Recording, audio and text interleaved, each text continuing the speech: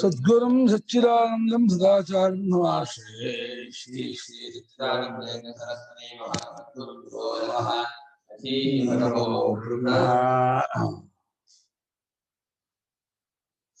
ನಿನ್ನೆ ದಿವಸ ಗಾಯತ್ರಿ ಬ್ರಹ್ಮೋಪಾಸನೆ ಮುಗೀತು. ಇವತ್ತು ಜ್ಯೋತಿರ್ಬ್ರಹ್ಮೋಪಾಸನೆ ಅಂತ ಈ ಉಪಾಸನೆ ಹೆಸರು. ಏನಾದ್ರು ಜ್ಯೋತಿರ್ಬ್ರಹ್ಮ ಅದರ ಉಪಾಸನೆ. ಅದು ಹೃದಯದಲ್ಲಿರ್ತಕ್ಕಂತಹ ಬುದ್ಧಿಸಾಕ್ಷಿಯಾದ ಪರಮಾತ್ಮನನ್ನು ಉಪಾಸನೆ ಮಾಡುವಂತಹ ಒಂದು ಉಪಾಸನೆ. ಅಥ ಇದಕ್ಕೆ ಪರೋದಿವೋ ಜ್ಯೋತಿರ್ದೀಪ್ಯತೆ.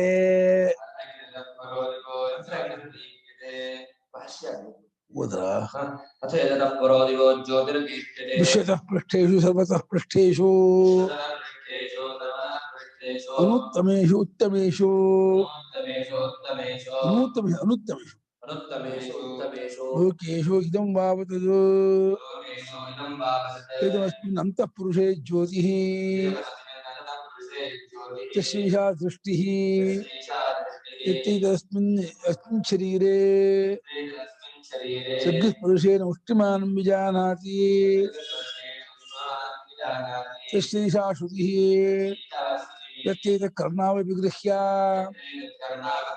ನಿನದಮಿವ ನದಥುರಿವ ಅಗ್ನೇರಿವ ಜಲತ ಉಪಶೃಣೋತಿ ತದೇತದ್ ದೃಷ್ಟಂಚ ಶ್ರುತಂಚ ಯತ್ಯುಪಾಸೀತ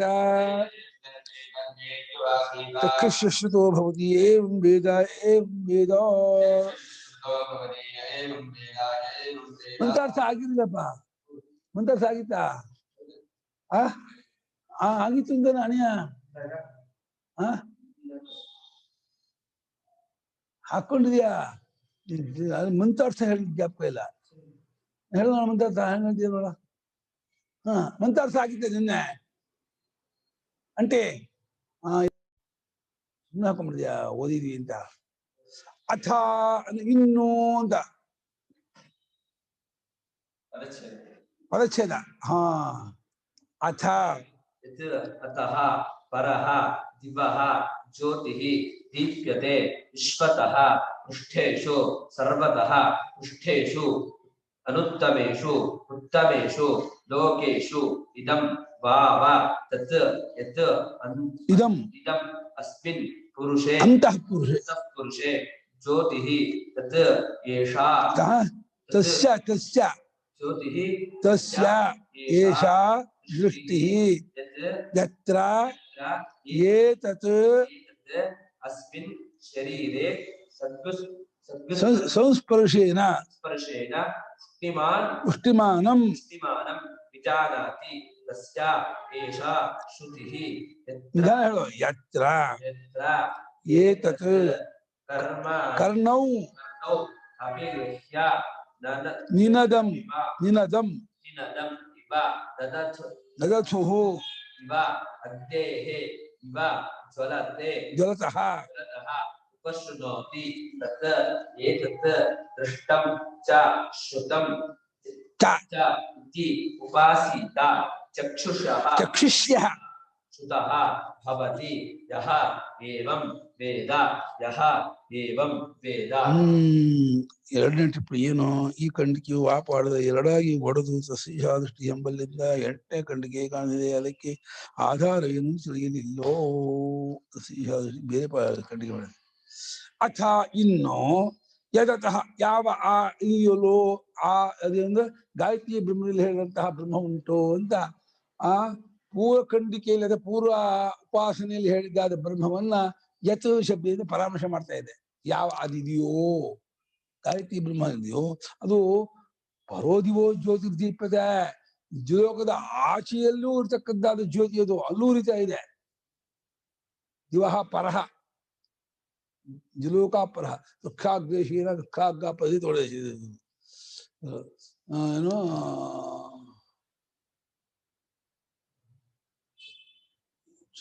ಜ್ಯೋತಿಶ್ಚರಣ ವಿಧಾನ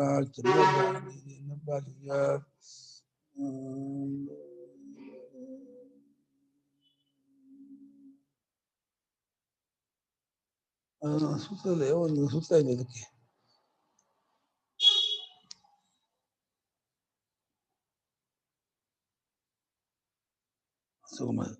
ದ್ವಿಲೋಕದಿಂದ ಆಶೆಗೆ ಆ ಜ್ಯೋತಿಯು ಉರಿಯುತ್ತಿದೆಯೋ ಅದು ವಿಶ್ವತಃ ಪೃಷ್ಠೇಶು ಎಲ್ಲದರ ಮೇಲೂ ಉರಿತಿದೆ. ಸರ್ವತಃ ಪೃಷ್ಠೇಶು ವಿಶ್ವತಃ ವಿಶ್ವದ, ಸರ್ವತಃ ಎಲ್ಲದರ, ವಿಶ್ವದ ಮೇಲೂ ಸರ್ವದರ ಮೇಲೂ ಅನುತ್ತಮನ ಉತ್ತಮವಲ್ಲದ್ದಾದ ಮತ್ತು ಉತ್ತಮವಾಗಿರುವ ಎಲ್ಲಾ ಲೋಕದಲ್ಲೂ ಇದೇ ಇರತಕ್ಕದ್ದು. ನರಕದಲ್ಲೂ ಈ ಜ್ಯೋತಿ ಇದೆ, ಸ್ವರ್ಗದಲ್ಲೂ ಇದೆ, ಬ್ರಹ್ಮಲೋಕದಲ್ಲೂ ಇದೆ, ಈ ಇದರಲ್ಲೂ ಇದೆ. ಆದ್ರೆ ಈ ಜ್ಯೋತಿ ಭೌತಿಕ ಜ್ಯೋತಿ ಸಲ್ಲ. ಇದು ಇದಂಬಾಬದ ಜ್ಯೋತಿ ಇದೇ ಅದಕ್ಕ ಆ ಜ್ಯೋತಿಷು ಅಂದ್ರು. ಇದೇ ಅದರಿಂದ ಇದಂ ಅಂತಃ ಪುರುಷೇ, ಪುರುಷನ ಒಳಗೆ ಇದಂ ಅಸ್ಮಿನ್ ಅಂತಃ ಈ ಪುರುಷನ ಒಳಗೆ ಒಂದು ಜ್ಯೋತಿ ಇದೆಯಲ್ಲ. ಜ್ಯೋತಿ ಯಾವ ಜ್ಯೋತಿ ಇದೋ? ಬುದ್ಧಿಯನ್ನು ಬೆಳಗುತ್ತಿರುವ ಜ್ಯೋತಿ, ಬುದ್ಧಿಯ ಎಲ್ಲಾ ವ್ಯಾಪಾರಕ್ಕೂ ಸಾಕ್ಷಿಯಾಗಿರ್ತಕ್ಕಂಥ ಜ್ಯೋತಿ. ಧೀವಿಕ್ರಿಯಾ ಸಹಸ್ರಾಣಂ ಸಾಕ್ಷ್ಯತೋಹಂ ಅವಿಕ್ರಿಯ. ಸಾವಿರಾರು ಬುದ್ಧಿವರ್ತಿಗಳನ್ನೆಲ್ಲ ಯವೈಕ್ಕದೆ ಬೆಳಗ್ತಾ ಇದೆ. ಹೇಗೆ ಆಕಾಶ ಲಕ್ಷಾಂತರ ಹಕ್ಕಿಗಳು ಹಾರ್ತಾ ಇದ್ರು ಕೂಡ ಸುಮ್ಮನೆ ಸಾಕ್ಷಿಯಾಗಿದ್ದು ಎಲ್ಲ ಹಾರಿಸ್ತಾ ಇರುತ್ತೋ, ಆ ರೀತಿ ಆ ಪರಮಾತ್ಮನು ಏನು ಬೇಕಾದ್ರೆ ಅಖಂಡದ ಪರಿಪೂರ್ಣವಾದ ಚೈತನ್ಯದಿಂದ ಎಲ್ಲದನ್ನು ಬೆಳಗ್ತಾ ಇರ್ತಕ್ಕಂತಹ ಜ್ಯೋತಿ ಅದು. ತಸ್ಸೀಶ ಈ ಜ್ಯೋತಿಷಿಗೆ ಒಂದು ದೃಷ್ಟಿಯೂ ಉಂಟು, ಮತ್ತು ದೃಷ್ಟಿ ಉಂಟು. ಏಷ ಇದು ದೃಷ್ಟಿಯು, ಇದು ಕಾಣುವಿಕೆಯು. ಆ ಜ್ಯೋತಿಷನ ಕಾಣುವಿಕೆ ಇದು. ಎಲ್ಲಿ? ಹೇಗೆ? ಏತತ್ ಯಾವ ಇಲ್ಲಿ ಅಸ್ಮಿನ್ ಶರೀರ ಈ ಶರೀರದಲ್ಲಿ ಸಂಸ್ಪರ್ಶೇನ ಮುಟ್ಟುವಿಕೆಯಿಂದ ಉಷ್ಣಿಮಾನಂ ವಿಜಾನ ಬಿಸಿ ಕಾಣ್ತಲ್ಲ, ಇದೇ ಗೊತ್ತಾಗ್ತದೆ ಅಲ್ಲಿ ಜ್ಯೋತಿ ಇದೆ ಅಂತ. ಅಲ್ಲಿ ಒಳಗೆ ಜ್ಯೋತಿ ಇದೆ. ದೇಹ ಬೆಚ್ಚಗಾಗಲ್ಲ. ದೇಹ ಬೆಚ್ಚಗಾಗ್ಬೇಕಾದ್ರೆ ಅದಕ್ಕೆ ಇದೇನೋ ಸಿಂಬಾಲಿಕ್ಕೋ ಒಳಗ್ ಜ್ಯೋತಿ ಇದೆ. ಒಳಗ್ ಜ್ಯೋತಿ ಇರೋದ್ರಿಂದನೇ ಇಡೀ ದೇಹವೆಲ್ಲ ಬೆಚ್ಚಗಿದೆ. ದೇಹ ಬೆಚ್ಚಗಾಗುವುದಕ್ಕೆ ಒಳಗಿರುವ ಜ್ಯೋತಿಯೇ ಕಾರಣ ಅಂತ ಇದನ್ನ ದೃಷ್ಟ ಕಂಡು ಬರ್ತಾ ಇರೋನು ಪರಮಾತ್ಮ ಅಂತ ಭಾವ ಮಾಡ್ಕೊಂಡೆ. ದೃಷ್ಟ ಪರಮಾತ್ಮ ಗೊತ್ತಾಗ್ತಿದ್ದಾನಲ್ಲ, ತಿಳಿದು ಬರ್ತಾ ಇದ್ದಾನಲ್ಲ, ಅರ್ಥ ಆಗ್ತಾ ಇದ್ದಾನಲ್ಲ, ಬಿಸಿ ಇದೆಯಲ್ಲ, ಇನ್ನೇನ್ ಬೇಕು ಇದಕ್ಕೆ ಎವಿಡೆನ್ಸು? ಇನ್ನು ಬೇಕಾ ಬೇರೆ? ಈ ಬಿಸಿ ಕೊಟ್ಟು ಬರ್ತಾ ಇದ್ಮೇಲೂ ಆ ಪರಮಾತ್ಮ ಇದಾನು ಇಲ್ವ ಸಂಶಯನ ನಿಮ್ಗೆ ಅಂತ. ಬಿಸಿ ಕಂಡು ಬರ್ತಾ ಇದೆಯಲ್ಲ, ದೇಹ ಎಲ್ಲ ಮುಟ್ಟು ದೇಹದ ಬಿಸಿ ಇದೆಯಲ್ಲ, ಈ ಬಿಸಿ ಅವನಿದಾನ ಏನಕ್ಕೆ ಲಿಂಗ ಗುರುತು. ಹೇಗೆ ಹೊಗೆ ಇರೋದು ಬೆಂಕಿ ಇದೆ ಏನಕ್ಕೆ ಗುರುತೋ, ಇಲ್ಲಿರುವ ಬಿಸಿ ಒಳಗೆ ಆ ಜ್ಯೋತಿ ಇದೆ, ಪರಮಾತ್ಮ ಜ್ಯೋತಿ, ಆ ಜ್ಯೋತಿ ಪರಮಾತ್ಮ ಇದೆ. ಆಮೇಲೆ ತಸ್ಸೀಶಾಶು, ಆಮೇಲೆ ಇದು ಕೇಳಿ ಬಂದವನು ಆಗಿದ್ದಾನೆ. ಬರೀ ಕಂಡು ಬಂದವನಲ್ಲ ಪರಮಾತ್ಮ, ಕೇಳಿ ಬಂದವನು ಆಗಿದ್ದಾನೆ, ಕೇಳ್ತಾ ಇದ್ದಾನೆ ಅಂತ. ಹೇಗೆ ಪರಮಾತ್ಮ ಎಲ್ಲಿ ಕೇಳ್ಬಿಟ್ಟಿದ್ದಾನೆ ಅಂದ್ರೆ ಎತ್ತ ಯಾವಾಗ ಏತತ್ವನು ಈ ರೀತಿಯಾಗಿ ಕರ್ಣವು ಅಭಿಗೃಹ್ಯ, ಎರಡು ಕಿವಿಯನ್ನು ಬೆರಳುಗಳಿಂದ ಮುಚ್ಕೊಂಡ್ರೆ ಒಳಗ್ ಪಂಪ್ ಸ್ಟವ್ ಉರಿತಾ ಬಹು ಶಬ್ದ ಆಗುತ್ತೆ. ಕಿವಿ ಮುಚ್ಕೊಂಡಾಗ ನಿನದ ಅಂದ್ರೆ ಒಂದು ಇದರ ಘೋಷ, ಒಂದು ಪ್ರಾಣಿ ಶಬ್ದದಂತೆ. ನದಥು ಅಂದ್ರೆ ಗೊಟರಸಿದೆ, ಹೋರಿ ಗೊಟರಸತ್ತಲ್ಲ ಅದು ನದಥು. ಅಗ್ನಿ ಜ್ಯೋತಿ ಅಂದ್ರೆ ಪಂಪ್ ಸ್ಟವ್ ಉರಿಯೋದು ಕೇಳಿ ಶಬ್ದ ಕೇಳಿದಿರಾ? ಪಂಪ್ ಸ್ಟವ್ ಬುರ್ರ, ಈ ಕರಟ ಉರಿಯುತ್ತಲ್ಲ, ಈ ಕರಟ ಉರಿಯುವಾಗ ಪಂಪ್ ಸ್ಟವ್ ಉರಿಯುವಾಗ ಒಂದು ಶಬ್ದ ಆಗುತ್ತಲ್ಲ, ಆ ತರಹ ಕಿವಿ ಮುಚ್ಕೊಂಡ್ರೆ ಒಂದು ಶಬ್ದ ಆಗುತ್ತೆ. ಅದು ಹೊರಗಿನ ಶಬ್ದ ಅಲ್ಲ, ಅದು ಕಿವಿ ಮುಚ್ಕೊಂಡ್ರೆ ಆಗೋ ಶಬ್ದ ಒಳಗಿಂದು. ಯಾವ ಶಬ್ದ ಅದು? ಆ ಜ್ಯೋತಿಸಿ ಉರಿತಾ ಇರೋ ಶಬ್ದ. ಒಳಗೆ ಆತ್ಮ ಜ್ಯೋತಿಸಿ ಉರಿತಾ ಇರೋ ಶಬ್ದ ಕೇಳಿಸುತ್ತೆ, ಶಬ್ದ ಆಗುತ್ತಲ್ಲ. ಶ್ರುತಿ ನೋಡ್ಕೊಂಡಿದೆ. ಕರ್ಣವು ಅಪಿಗೃಹ್ಯ ಅಂದ್ರೆ ಕರ್ಣ ಕಿವಿ ಎರಡನ್ನು ಅಂಗುಲಿಯಿಂದ ಮುಚ್ಕೊಂಡಾಗ ನಿನದ ನದಥು ಅಗ್ನಿದಿವ 3 ದೃಷ್ಟಾಂತ ಕೊಟ್ಟಿದ್ದಾರೆ.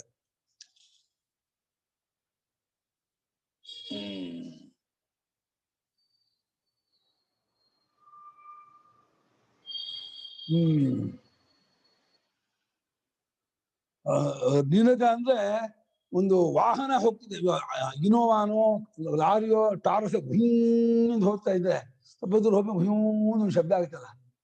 ಆ ಟಾರಸ್ ಮೇಲೆ ಸ್ವಲ್ಪ ದೂರ ಹೋದ್ಮೇಲೆ ಆ ಶಬ್ದ ಹುಯ್ಯಿಂದ ಶಬ್ದ ಆಗುತ್ತೆ. ಆ ಶಬ್ದ ನಿನದ ಅಂತ ಅಂತಾರೆ, ರಸದ ಘೋಷ. ಆಮೇಲೆ ನದಥುಹು ಅಂದ್ರೆ ಋಷಭ ಕೂಚಿತ ಅಂತ, ಹೋರಿ ಗೊಟಾಯಿಸಿದಾಗ ಅದು ಅಗ್ನಿ ಜ್ವಲತಃ, ಅಗ್ನಿಯು ಪಂಪ್ ಸ್ಟವ್ ಅಲ್ಲೋ ಕರೆಕ್ಟದೆಲ್ಲ ಉರಿತಾ ಇದ್ದಾಗ ಒಂದು ಶಬ್ದ ಆಗುತ್ತಲ್ಲ, ಅದರಂತೆಯೇ ಕೇಳಿ ಬರ್ತಾ ಇದ್ದಾರೆ. ಕಿವಿ ಮುಚ್ಕೊಂಡಾಗ ಒಂದು ಶಬ್ದ ಕೇಳಿ ಬರ್ತಾ ಇದೆ. ಆದ್ರಿಂದ ಈ ಪರಮಾತ್ಮನ ದೃಷ್ಟ ಶ್ರುತ ಅಂತ ಭಾಷೆ ಮಾಡ್ಬೇಕಂತೆ. ಪರಮಾತ್ಮನ ದೃಷ್ಟ ಶ್ರುತ ಅಂತ, ತದೇದ ದೃಷ್ಟಂಚ ಶ್ರುತಂಚೇತ್ಯುಪಾಸೀತ. ಪರಮಾತ್ಮ ಕಂಡು ಬರುತ್ತಿದ್ದಾನೆ, ಕೇಳಿ ಬರ್ತಾ ಇದ್ದಾನೆ. ಪರಮಾತ್ಮ ಗೊತ್ತಾಗ್ತಿದ್ದಾನೆ, ತಿಳಿದು ಬರ್ತಾ ಇದ್ದಾನೆ ಅಂತ. ಕಂಡು ಬಂದಿದ್ದಾನೆ, ತಿಳಿದು ಬಂದಿದ್ದಾನೆ, ಕಾಣಿಸ್ತಾ ಇದ್ದಾನೆ. ಮೈ ಮುಟ್ಕೊಂಡಾಗ ಹೌದು ಪರಮಾತ್ಮ ಇದ್ದಾನೆ, ಕಿವಿ ಮುಚ್ಕೊಂಡಾಗ ಹೌದು ಪರಮಾತ್ಮ ಇದ್ದಾನೆ ಕೇಳಿ ಬರ್ತಾ ಇದೆ ಹೇಳಿ ದೃಷ್ಟಾಶ್ರುತ ಎಂಬುದಾಗಿ ಉಪಾಸನೆ ಮಾಡಿದ್ರೆ ಆ ಉಪಾಸಕನಿಗೆ ಏನ್ ಫಲ ಆಗುತ್ತೆ ಗೊತ್ತಾ? ಚಕ್ಷುಷ್ಯ ಆಮೇಲೆ ಶ್ರುತೋ ಭವತಿ. ಎಲ್ಲರಿಗೂ ನೋಡ್ಬೇಕಾದವನಾಗ್ತಾನಂತೆ. ಅಯ್ಯೋ ಅವನನ್ನು ನೋಡ್ಬೇಕಲ್ಲ, ಹೋಗಿ ಅವನನ್ನು ನೋಡ್ಬೇಕು ಅಂತ. ಹಾಗೆ ಶ್ರುತೋ ಭವತಿ ಅಂದ್ರೆ ಫೇಮಸ್. ಎಲ್ಲ 4 ದಿಕ್ಕಲ್ಲೂ, ಕಾಶ್ಮೀರದಲ್ಲೂ ಕುಮಾರನೇ ಮಾತು, ಈ ಕಡೆ ಪುರಿ ಕಲ್ಕತ್ತಾ ಅಲ್ಲೂ ಅದೇ ಮಾತು, ಆಮೇಲೆ ಈ ಕಡೆ ಕನ್ಯಾಕುಮಾರಿ ಹೋದ ಅಲ್ಲೂ ಕುಮಾರನ ಮಾತೆ, ಈ ಕಡೆ ದಕ್ಷಿಣ ದ್ವಾರಕಾ ಇದಕ್ಕೆ ಹೋದ ಬೊಂಬೈ ಕಡೆ ಹೋದ ಅಲ್ಲೂ ಎಲ್ಲ 4 ದಿಕ್ಕಲ್ಲೂ ಎಲ್ಲ ಕುಮಾರ ಕುಮಾರ ಅಂತ ಇದ್ದಾರೆ ಕಣೋ. ಏನ್ ಕುಮಾರ ಇಷ್ಟೊಂದು ಫೇಮಸ್ ಆಗ್ಬಿಟ್ಟಿದೆ. ಅದೇ ದೃಷ್ಟಾಶ್ರುತ ಉಪಾಸನೆ ಮಾಡಿದ್ನಲ್ಲ, ಆ ಉಪಾಸನೆ ಮಾಡಿದ ಫಲವಾಗಿ 4 ದಿಗಂತ 4 ದಿಕ್ಕಿನ ಸುದಿಯಲ್ಲೂ ಕೂಡ ಅವರ ಫೇಮಸ್ ಆಗ್ಬಿಡ್ತಾನೆ. ನೋಡಿ, ಫೇಮಸ್ ಆಗ್ಬೇಕು ಅಂದ್ರೆ ಇಷ್ಟ. ಪರಮಾತ್ಮ ದೃಷ್ಟಾಶ್ರುತ, ಪರಮಾತ್ಮ ದೃಷ್ಟಾಶ್ರುತ. ಹೇಗೆ ದೃಷ್ಟ ಅಂದ್ರೆ ಕೈ ಮುಟ್ಕೊಂಡ್ರೆ ಬಿಸಿಯಾಗಿ ಕಂಡು ಬರ್ತಾನಲ್ಲ, ಇದೇ ದೃಷ್ಟ. ಹೇಗೆ ಶ್ರುತ ಅಂತ ಕೇಳಿದ್ರೆ ಕಿವಿ ಮುಚ್ಕೊಂಡ್ರೆ ಪಂಪ್ ಸ್ಟವ್ ಒಂದು ಶಬ್ದ ಆಗತ್ತಿಲ್ಲ ಒಳಗೆ, ಅದೇ ಶ್ರುತ ಅಂತ ಹೇಳಿ ಇದು ಉಪಾಸನೆ ಮಾಡ್ಬಿಟ್ರೆ ಚಕ್ಷುಷ್ಯ ಶ್ರುತ. ಯಜಸೋ ವಿದ್ವಾನ್ ಸ್ವರ್ಗಂ ಲೋಕಂ ವೀರಪುರುಷ ಸೇವನಾತ್ ಪ್ರತಿಮಜ್ಜತಿ. ಈ ಉಪಾಸಕನು ಅಸೌ ವಿದ್ವಾನ್, ಈ ಉಪಾಸಕ ಇದಾನಲ್ಲ, ಉಪಾಸಕನು ಸ್ವರ್ಗಲೋಕವನ್ನು ಪಡ್ಕೊಳ್ತಾನೆ. ಹೇಗೆ? ವೀರಪುರುಷರನ್ನು ಸೇವನೆ ಮಾಡಿದ್ರಿಂದ. ಯಾರು ವೀರಪುರುಷರು? ಅಗ್ನಿ, ಆದಿತ್ಯ, ಇದು ಪ್ರಾಣ, ಆದಿತ್ಯ ಪೂರ್ದಿಕ್ಕಲ್ಲಿ, ಆಮೇಲೆ ಕಿವಿ, ಮತ್ತೆ ಇದು ವ್ಯಾನ, ಇದು ದಿಕ್ಕಿರಲಿ ಜ್ಞಾನ ಚಂದ್ರ, ಆಮೇಲೆ ಅಪಾನ ಅಗ್ನಿ. ಅಪಾನ ಅಗ್ನಿ ಅಂತ ವೀರಸೇನ. ಆಮೇಲೆ ವಾಯು, ಉದಾನ ವಾಯು. ಉದಾನ ವಾಯು ಶ್ರೋತ್ರನ, ಉದಾನ ವಾಯು ಓಜಸ್ಸು. ಓಜಸ್ಸಲ್ಲ, ಕಿವಿ ಇಂದ್ರಿಯ ಉಂಟುಕಲ್ಲ.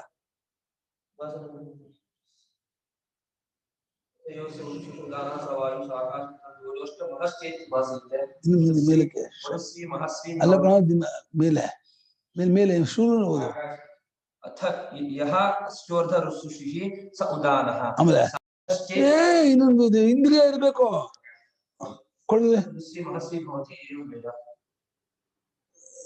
ಇಂದ್ರಿಯ ಇಲ್ವಲ್ಲ, ದಾನ ವಾಯು ಅಂತ.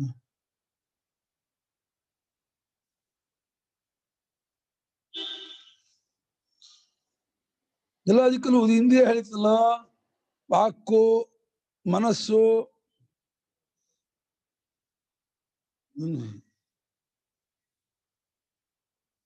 ಇಲ್ಲಿ ಇಂದ್ರಿಯ ಹೇಳಿಲ್ವಾ? ಮೇಲ್ಬೇಕು ಬರೆಯುವುದು. ಉದಾನ ತೃಪ್ತಿಯಿಂದ ತ್ವಕ್ಕು, ವಾಯು, ಆಕಾಶ ಮತ್ತು ವಾಯುಗಳಿಂದ ತ್ವಕ್ಕಿದೆಯಾ ಅಂತ ಸ್ವಾಮಿ ಟಿಪ್ಪಣಿ ಕೊಟ್ಟಿದ್ದಾರೆ. ಉದಾನ ತೃಪ್ತಿಯಿಂದ ತ್ವಕ್ಕು, ವಾಯು, ಆಕಾಶ, ವಾಯು ಮನದನ್ನು ಸೇರಿಸ್ಕೋಬೇಕು ಅಂತ.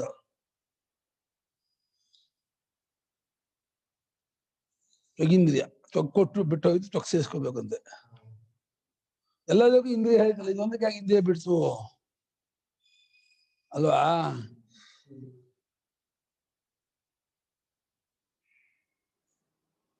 ಹೀಗೆ ವೀರಪುರುಷದ ಸೇವನೆ ಮಾಡಿದ್ರಿಂದ, ಉಪಾಸನೆ ಮಾಡಿದ್ರಿಂದ ಇಲ್ಲ ಹೋಗೋದು, ಅಂದ್ರೆ ಬ್ರಹ್ಮಲೋಕಕ್ಕೆ ಹೋಗೋದು ಇಲ್ಲಿಂದ. ಸರಿ, ತ್ವಗಿಂದ್ರಿಯವನ್ನು ಸೇರಿಸ್ಕೋಬೇಕು.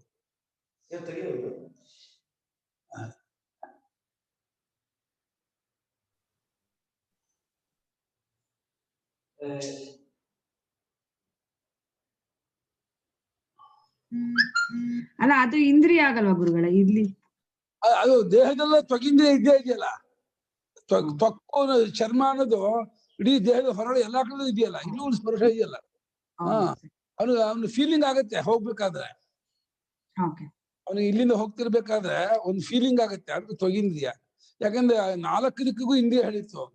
ಒಂದಕ್ಕೆ ಕಣ್ಣು, ಒಂದಕ್ಕೆ ಕಿವಿ, ಒಂದಕ್ಕೆ ಮನಸ್ಸು, ಒಂದಕ್ಕೆ ವಾಕು ಹೀಗೆ ಹೇಳಿದ್ಮೇಲೆ ಇಲ್ಲಿಗೂ ಒಂದು ಇಂದ್ರಿಯ ಸೇರಿಸ್ಕೋಬೇಕು. 3 ಪ್ರಾಣಾಪಾನ 5ರಲ್ಲಿ 1, 5 ಹೊರಗಿನ ದೇವತೆ, 5 ಇಂದ್ರಿಯ, 5 ಇಂದ್ರಿಯ, 5 ದೇವತೆ, 5 ಪ್ರಾಣವೃತ್ತಿ, ಇದು ಸೇರಿಸ್ಕೊಂಡು ಉಪಾಸನೆ ಮಾಡ್ಬೇಕು 5 ದಿಕ್ಕಿಗೂ.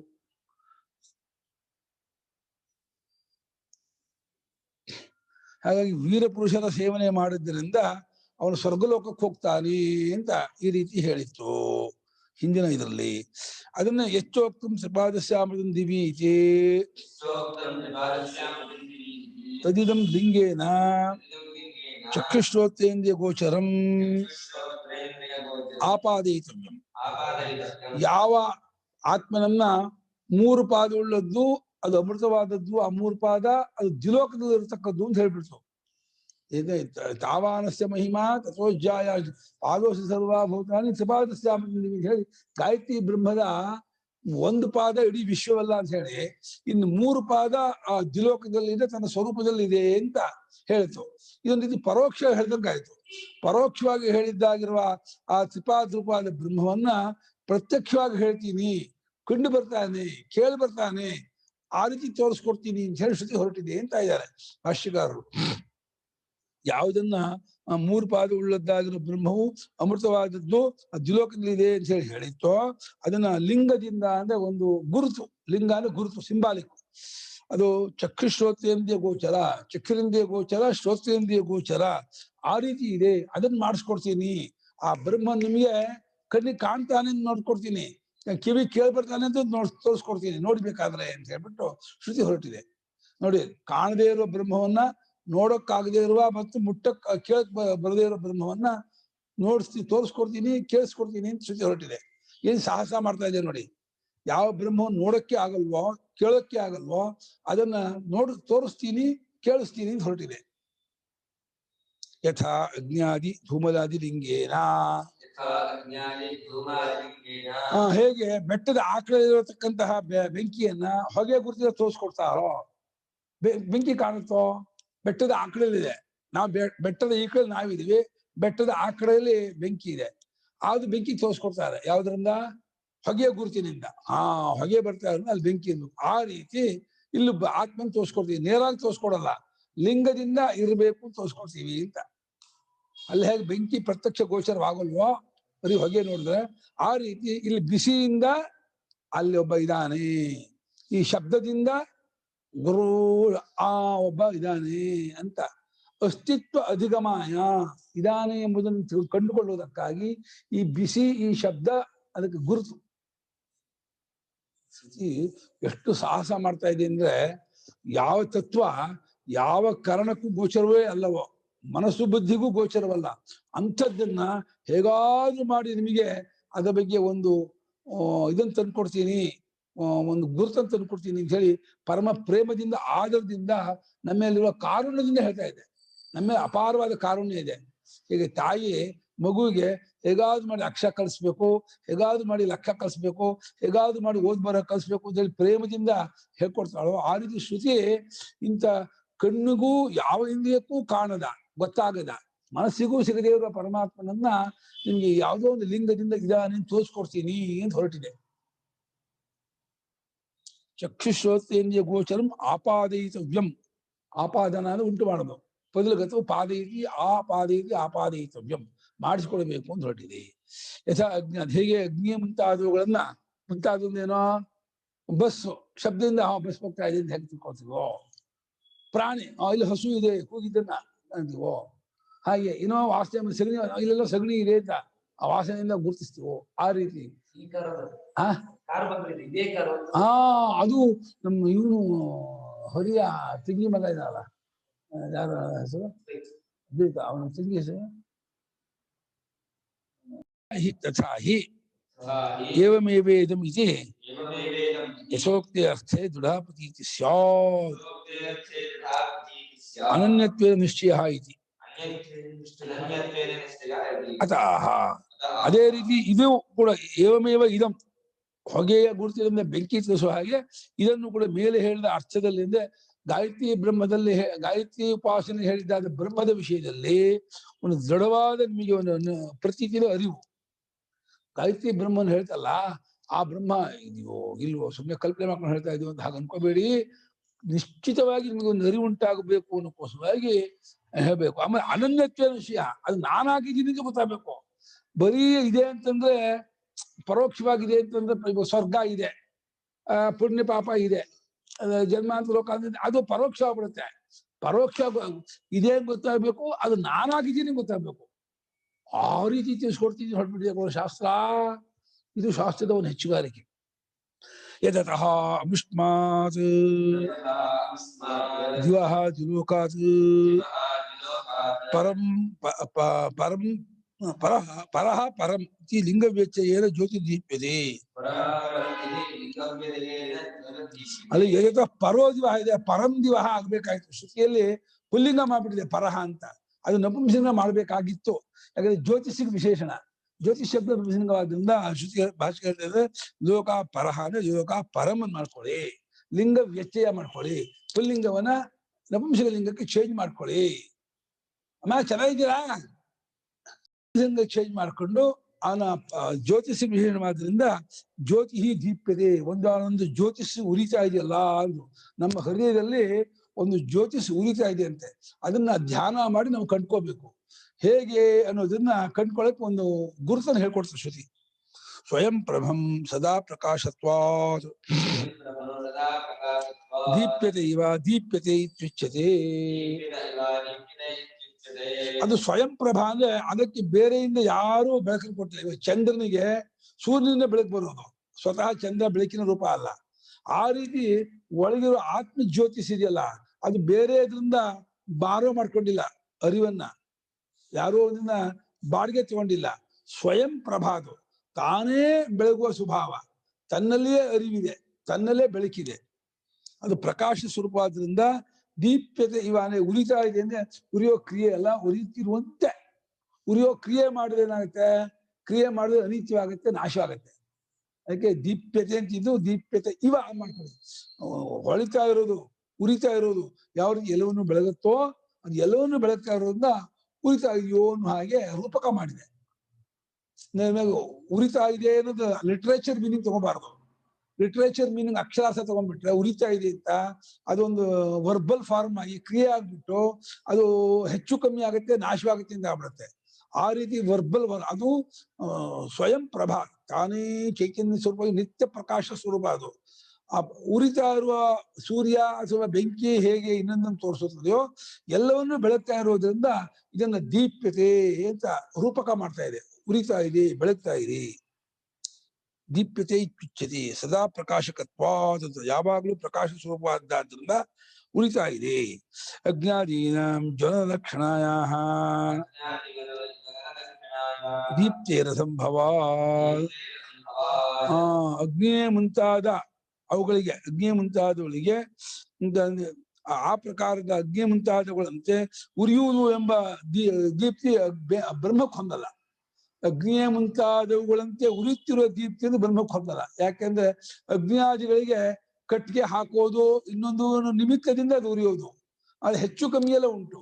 ಆ ರೀತಿ ಇಲ್ಲ ಇದಕ್ಕೆ.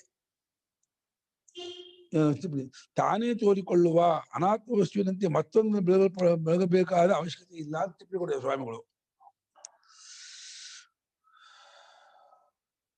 5 ತಾನೇ ತೋರಿಕೊಳ್ಳುವ ಎಂಬ ಗೌಣಾರ್ಥವೇ ಹೊರತು ಬೆಂಕಿ ಸೂರ್ಯ ಮುಂತಾದರಂತೆ ಹೊಳೆಯುತ್ತಿರುವ ಎಂದೇನು ಅಳಿಸಲ್ಲ.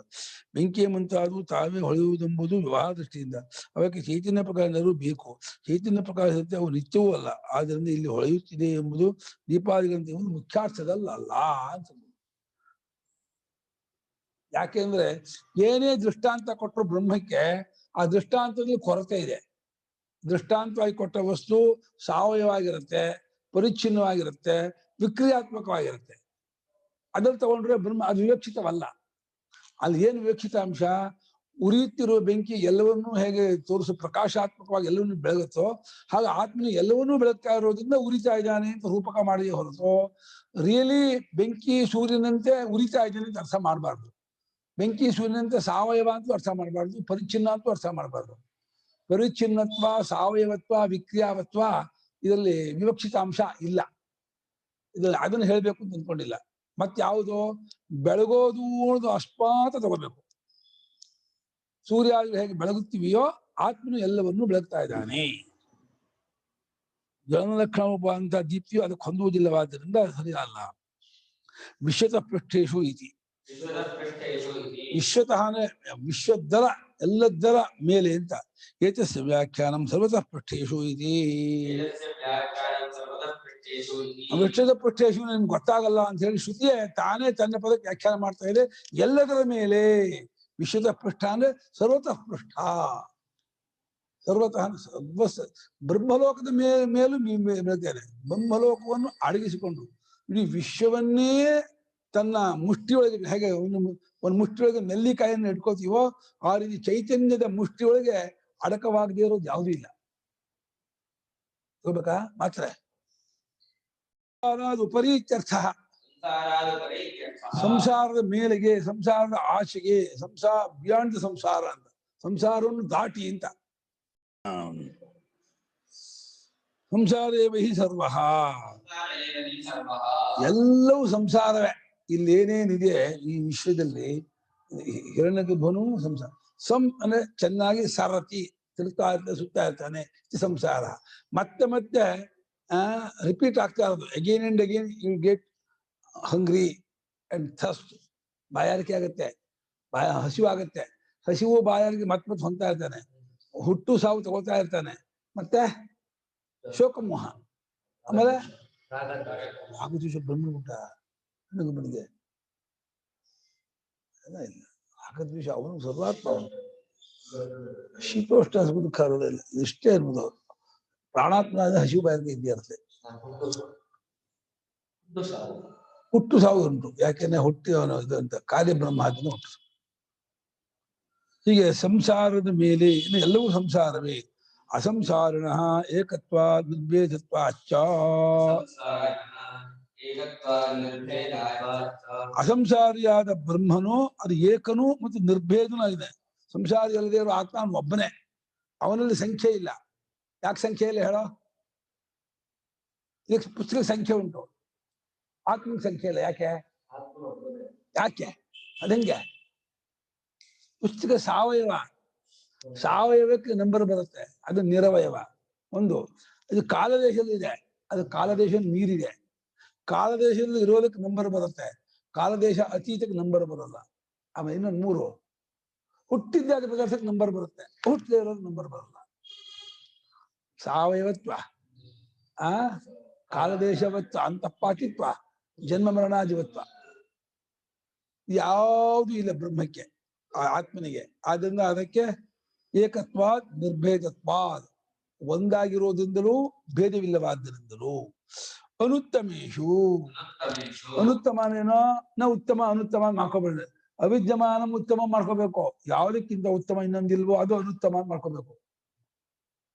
ಹಾಗೆ ತತ್ಪುರುಷ ಸಮಾಸ ಆಶಂಕಾ ನಿವೃತ್ತಿಯೇ ಆಹಾ. ಉತ್ತಮೇಶು ಲೋಕೇಶು ಇತಿ. ಅನುತ್ತಮೇಶು ಉತ್ತಮೇಶು ಮಾಡಿದ್ರು. ಅನುತ್ತಮವಾದ ಲೋಕದಲ್ಲಿ ಏನಾಗ ನಾ ಉತ್ತಮಂ ಅನುತ್ತಮಂ ಮಾಡ್ಬಿಡ್ತೀರಿ ನೀವು ಅಂತ ಹೇಳಿ ಹೆದರ್ಕೊಂಡು ಶ್ರುತಿ ಹಂಗರ್ಥ ಮಾಡ್ಬಿಡಿ. ಅವಿದ್ಯಮಾನ ಉತ್ತಮ ಯಸ್ಮಾನ್ ಲೋಕಾತ್ ಸ್ವಯಂ ಲೋಕ ಅನುತ್ತಮೋ ಲೋಕ ಮಾಡಿರ್ತಾರೆ. ಹಾಗೂ ಹೀಗೂ ಮಾಡ್ಬೋದಾಯ್ತು. ಅನುತ್ತಮವಾದ ಲೋಕ ಅಂದ್ರೆ ನರಕಾದಿಗಳಲ್ಲೂ ಇದೆ ತೋರ್ತಾ ಇರೋದು ಮಾಡೋದು ತಪ್ಪೇನೆ. ನರಕದಲ್ಲೂ ಇದೆ, ಉತ್ತಮ ಲೋಕ ಬ್ರಹ್ಮಲೋಕದಲ್ಲೂ ಇದೆ ಅಂತ ಮಾಡ್ಬೋದಾಗಿತ್ತು. ಅನುತ್ತಮೇಶು ಉತ್ತಮೇಶು, ಉತ್ತಮವಲ್ಲದಾಗಿರುವ ಪ್ರಾಣಿ ಲೋಕ ನರಕಲೋಕದಲ್ಲೂ ಇದೇ ಬೆಳಗ್ತಿರೋದು. ಉತ್ತಮವಾಗಿರ್ತಕ್ಕಂತಹ ಬ್ರಹ್ಮಲೋಕದಲ್ಲೂ ಮಾಡ್ಬೋದಾಗಿತ್ತು. ಯಾಕೋ ಭಾಷ್ಯಕಾರರಿಗೆ ಪುನರುಕ್ತಿ ಮಾಡು, ಅನುತ್ತಮ ಅಂದ್ರೆ ಉತ್ತಮವಲ್ಲದ್ದು ಯಾರು ಅರ್ಥ ಮಾಡ್ಬಿಡ್ತಾರೋ ಹೆದರ್ಕೊಂಡು ಉತ್ತಮ ಅಂತ ಹೇಳ್ತಾ ಇದೆ ಅಂತ.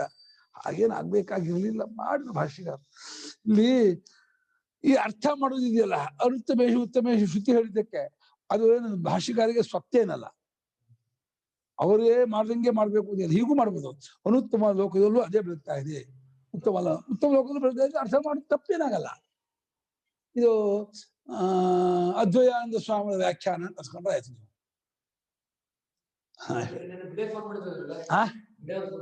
ನಂಗೆ ಮಾಡಿದ್ರು.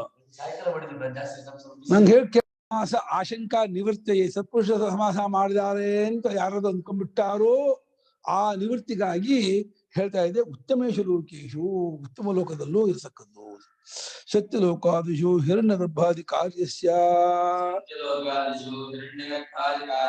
ಪರಮೇಶ್ವರಸ್ಯ ಆಸನ್ನತ್ವಾದುಚ್ಯತೆ ಉತ್ತಮೇಶು ಲೋಕೇಶು ಇತಿ.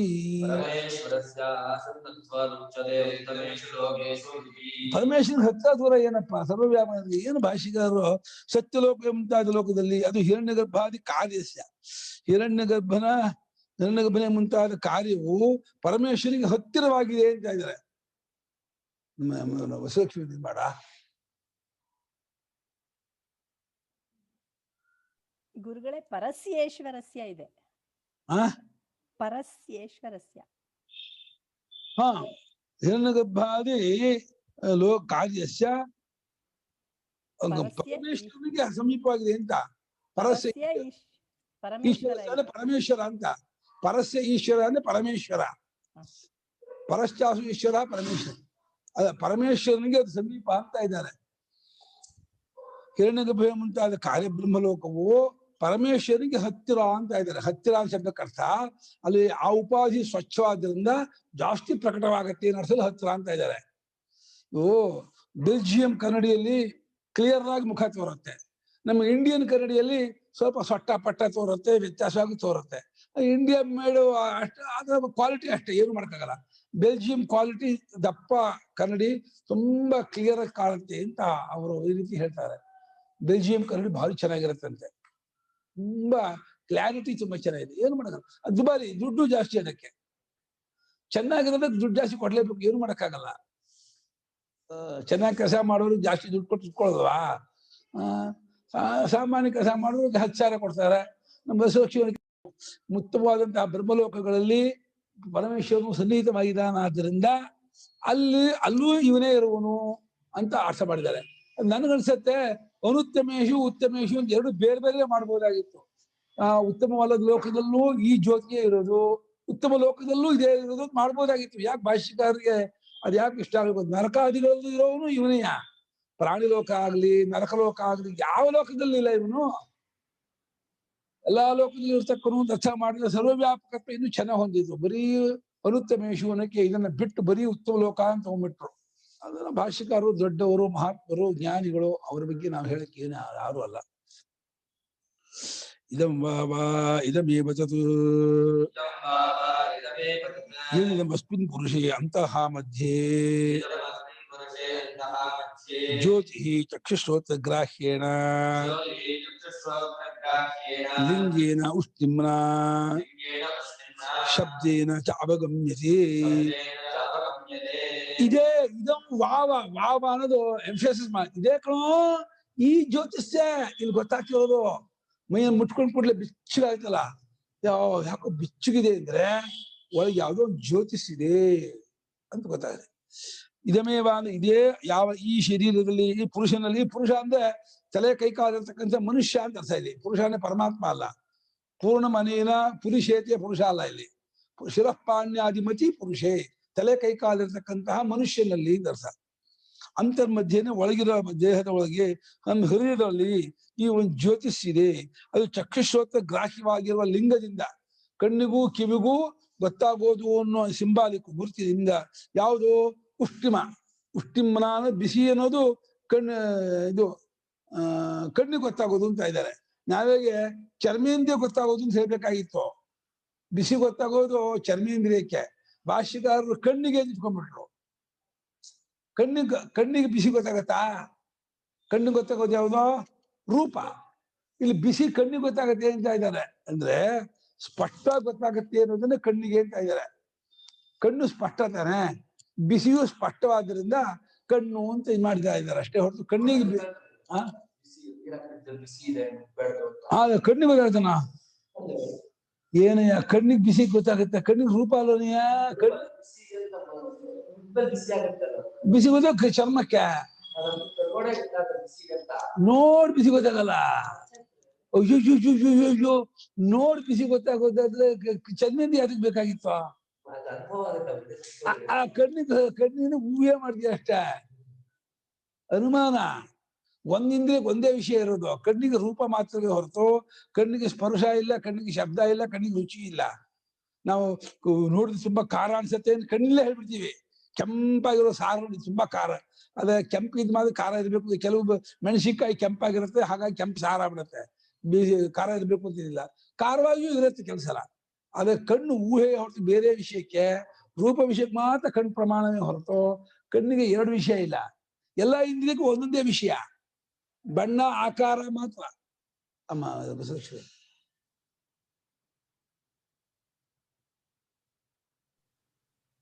ನಾಲ್ಗೆಗೆ 2. ನಾಲ್ಗೆ ರುಚಿ ಹೌದು.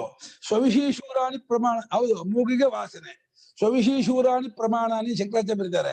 ತಮ್ಮ ಫೀಲ್ಡ್ ಅಲ್ಲಿ ಪ್ರಮಾಣಗಳು ಶೂರರು ಅಂತ. ತಮ್ಮ ಕ್ಷೇತ್ರ ಇದೆಯಲ್ಲ, ಶಬ್ದದಲ್ಲಿ ಕಿವಿ ಶೂರ, ರೂಪದಲ್ಲಿ ಕಣ್ಣು ಶೂರ, ಸ್ಪರ್ಶದಲ್ಲಿ ತ್ವಗೀಂದ್ರಿಯ, ರುಚಿಯಲ್ಲಿ ನಾಲಿಗೆ, ಹಾಗೆ ವಾಸನೆಯಲ್ಲಿ ಮೂಗು. ತಮ್ಮ ಕ್ಷೇತ್ರದಲ್ಲಿ ತಾವು ಶೂರರು ಅಂತ. ಅವಾಗ ಅದು ಪ್ರಮಾಣ ಆಗೋದು. ಎರಡಿಂದ ಗೊತ್ತಾಗ್ಬಿಟ್ರೆ ಪ್ರಮಾಣ ಆಗಲ್ಲ. ಒಂದು ವಿಷಯ ಎರಡಿಂದ ಗೊತ್ತಾಗ್ಬಿಟ್ರೆ ಪ್ರಮಾಣ ಸಂಪ್ಲವವಾದಿಗಳು ಅಂತಿದ್ರು. ಸಂಪ್ಲವ ಅಂದ್ರೆ ಒಂದು ವಿಷಯಕ್ಕೆ 2-3 ಪ್ರಮಾಣ ಉಂಟು ಅಂತ. ಶಂಕರಾಚಾರ್ಯ ತಪ್ಪು. ಒಂದು ವಿಷಯಕ್ಕೆ ಒಂದೇ ಪ್ರಮಾಣವೇ ಹೊರತು 2-3 ಪ್ರಮಾಣ ಇರಲ್ಲ.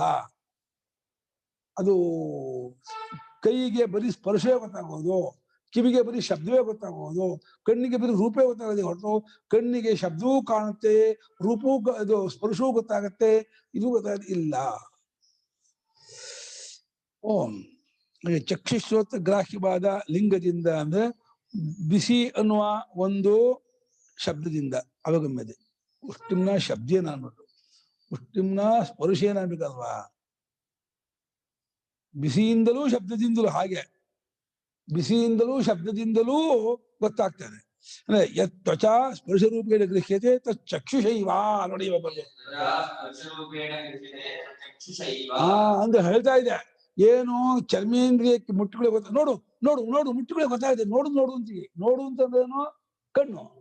ಮುಟ್ಟುಗಳೇ ಗೊತ್ತಲ್ಲ, ನೋಡು ಅಂತ ಅಂತೀವಲ್ಲ. ಚರ್ಮೇಂದ್ರಿಯ ಗೊತ್ತಾಗುವ ಬಿಸಿಯನ್ನ ಕಣ್ಣಿಗೆ ಅಂತ ಹೇಳಿ ಇಟ್ಕೊಂಡು ಶ್ರುತಿ ಹೇಳ್ತಾ ಇದೆ, ಕಣ್ಣಿಗೆ ಕಾಣುತ್ತೆ ಅಂತ ಹೇಳ್ತಾ ಇಲ್ಲ.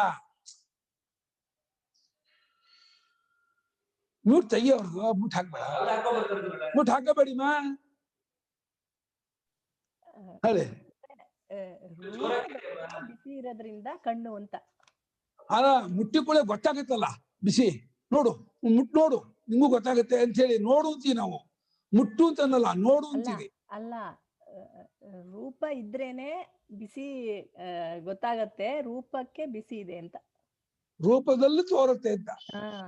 ಆಗ ಸರಿ, ರೂಪವಿರುವ ವಸ್ತು, ಅದಕ್ಕೆ ಕಣ್ಣಿಗೆ 2 ಕಾಣುತ್ತೆ ಅಂತ ನಾವು ಅಂದ್ಕೊಂಡ್ಬಿಟ್ಟಿದ್ವಿ. ನಾವಾಗೆ ರೂಪವುಳ್ಳ ವಸ್ತುವಿನಲ್ಲಿಯೇ ವಾಸನೆ, ರೂಪವುಳ್ಳ ವಸ್ತುವಿನಲ್ಲಿಯೇ ಶಬ್ದ, ರೂಪವುಳ್ಳ ವಸ್ತುವಿನಲ್ಲಿಯೇ ರುಚಿ, ರೂಪವುಳ್ಳ ವಸ್ತುವಿನಲ್ಲಿಯೇ ಆಗೋದು. ಹಾಗಾಗಿ ಕಣ್ಣನ್ನೇ ಚಕ್ಷುರ್ವೈ ಸತ್ಯಂ ಅಂತ ಅಂದ್ಬಿಡ್ತೀವಿ.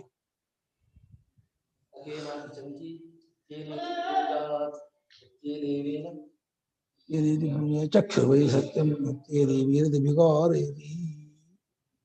ಕಣ್ಣು ಸ್ಪಷ್ಟ ಅಂತ. ದೃಢ ಪ್ರತೀತಿ ಕರತ್ವ ತ್ವಚಃ, ತ್ವಗೀಂದ್ರಿಯ ಅದನ್ನ ಗಟ್ಟಿ ಮಾಡುತ್ತಂತೆ. ದೃಢ ಪ್ರತೀತಿ ಅಂದ್ರೆ ಅರಿವು, ಗಟ್ಟಿಯಾದ ಅರಿವನ್ನು ಉಂಟು ಮಾಡಿಕೊಡುತ್ತೆ ತ್ವಗೀಂದ್ರಿಯ. ಹೌದು, ಬೆಚ್ಚಗಿದೆ ಗೊತ್ತಾಗತ್ತೆ. ಇದು ಗೊತ್ತಾಗತ್ತೆ ಅನ್ನೋದನ್ನೇ ಕಾಣುತ್ತೆ ಅಂತಿದ್ದಾರೆ. ಬಿಸಿ ಕಾಣುತ್ತೆ ಅಂತ ಅರ್ಥ ಅಲ್ಲ, ಬಿಸಿ ಗೊತ್ತಾಗತ್ತಲ್ಲ, ಗೊತ್ತಾಗೋದನ್ನೇ ಕಾಣ್ತಾ ಇದೆ, ತಿಳಿದು ಬರ್ತಾ ಇದೆ, ಅರ್ಥ ಆಗ್ತಾ ಇದೆ ಅಂತ ಹೇಳ್ತಾ ಇದೆ.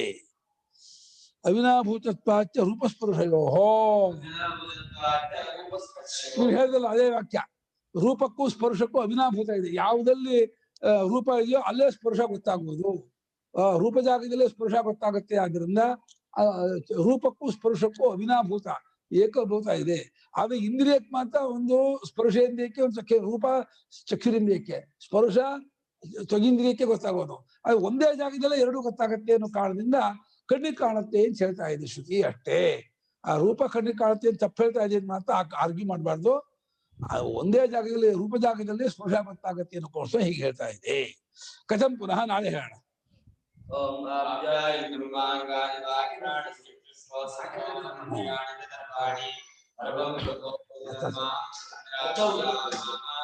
ಮಾತಾಡ್ಸಲ್ವ नमस्तो मेस्तु देवी संतो ओम शांति शांति शांति